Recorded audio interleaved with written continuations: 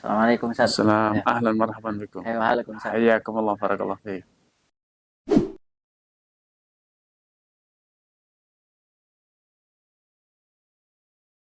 Alhamdulillah, wassalatu wassalamu ala Rasulillah. Jadi gini, Ustaz.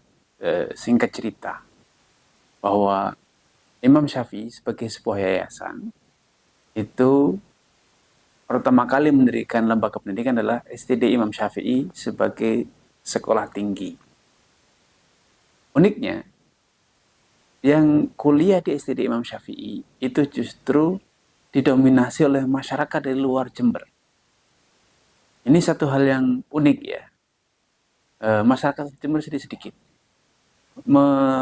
mencermati keunikan ini, maka dari Yayasan Imam Syafi'i, karena percaya bahwa perkuliahan di STD Imam Syafi'i ini berkualitas, sebagai kampus yang perkuliahan dengan bahasa Arab, kurikulum mengadopsi dari Timur Tengah, maka ingin menjembatani masyarakat Jember yang ingin berkuliah, menempuh pendidikan strata 1 di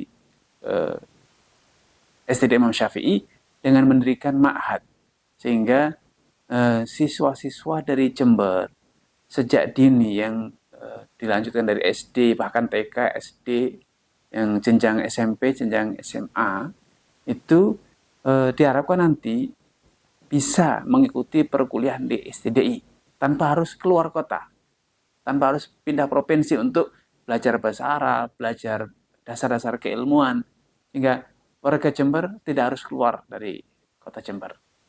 Masyarakat sekitar Jember tidak harus jauh-jauh belajar bahasa Arab untuk kemudian nanti bisa kuliah di STDI.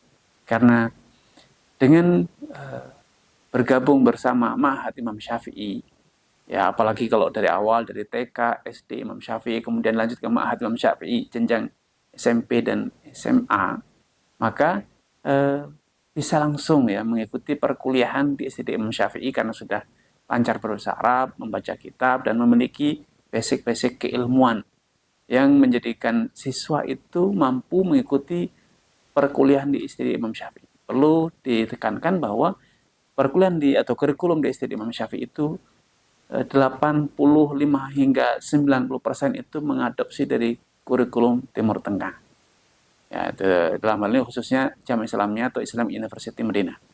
Nah, ma'had ini memang didesain, dikondisikan untuk menjadi jembatan bagi warga Jember dan sekitarnya untuk bisa mengikuti perkuliahan di STD Imam Syafi'i, dan harapannya pada suatu saat nanti ketika ada peluang untuk daftar di Jamiah Islamiyah ataupun di luar negeri, terutama di Timur Tengah, lulusan ma'had itu sudah memiliki kesiapan bekal bahasa, kesiapan bekal dasar-dasar keilmuan agama, sehingga bisa kuliah juga di luar negeri. Kira-kira gitu Ustaz historinya.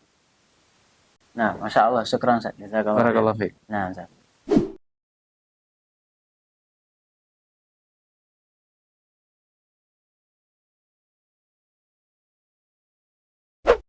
Untuk mencapai tujuan yang tadi sudah disampaikan Ustaz, agar lulusan dari Ma'had Imam Syafi'i bisa mengikuti perkuliahan di STDI, tentu dibutuhkan satu paket yang lengkap ya, dari kurikulum, SDM tenaga pengajar, infrastruktur, dan lain sebagainya. Nah, sebagaimana tentu kita juga butuh payung hukum. Nah, STDI Imam Syafi'i atau Yayasan Imam Syafi'i telah menempuh proses-proses dan jalur-jalur yang formal, sehingga lulusan dari Ma'had Imam Syafi'i akan mendapatkan ijazah formal ya, resmi, diakui. Kalaupun suatu saat keluarga atau orang tua berpikir untuk kuliah di luar, masih bisa melanjutkan. Dan juga di STDI dibutuhkan satu formalitas ijazah resmi yang diakui oleh negara, dan itu alhamdulillah bisa didapatkan oleh siswa-siswa dari Ma'had Imam Syafi'i. Sudah ada beberapa alumni dari Ma'had Imam Syafi'i yang melanjutkan perkuliahan di STD Imam Syafi'i ataupun di tempat lain.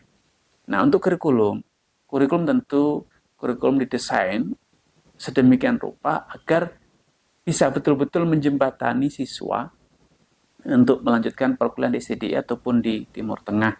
Ada kurikulum bahasa Arab, kemudian dasar-dasar ilmu fikih, ilmu akidah, ilmu tafsir, dan kemudian juga didukung dengan tenaga pengajar. Ada yang lulusan dari Timur Tengah, ada yang dari